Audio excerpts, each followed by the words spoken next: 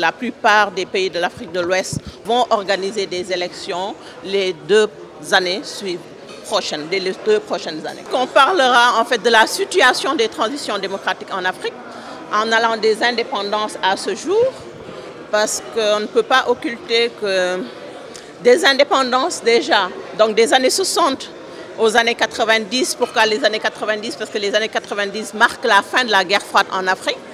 70 coups d'État ont été répertoriés dans le continent. C'est un record qui est unique à l'Afrique.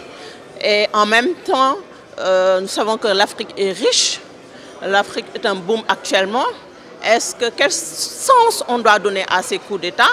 Donc ces coups d'État qui, quelquefois, si je peux le dire comme ça, entre guillemets, ont pu assurer une transition qu'on peut, entre guillemets, dire démocratique. Mais aujourd'hui, donc, de ces coups d'État, on passe de plus en plus à des alternances, donc des alternances civilo-militaires, militaro-civiles ou bien civilo-civiles. Donc je pense que c'est le bon moment de faire le point et de voir, en fait, puisqu'on parle maintenant de démocratisation en fait, de nos gouvernements, quel est le futur, quelles sont les perspectives pour notre cher continent. C'est dommage qu'on assiste à ces scènes de violence au Mali. Mais il faut voir que depuis Modibo Keïta, donc le Mali va de coup d'État en coup d'État. On espérait vraiment en fait que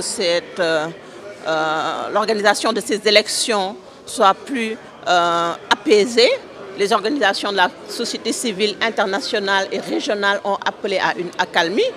Nous suivons et nous espérons vivement que les autorités maliennes et les populations comprendront le sens de cet appel.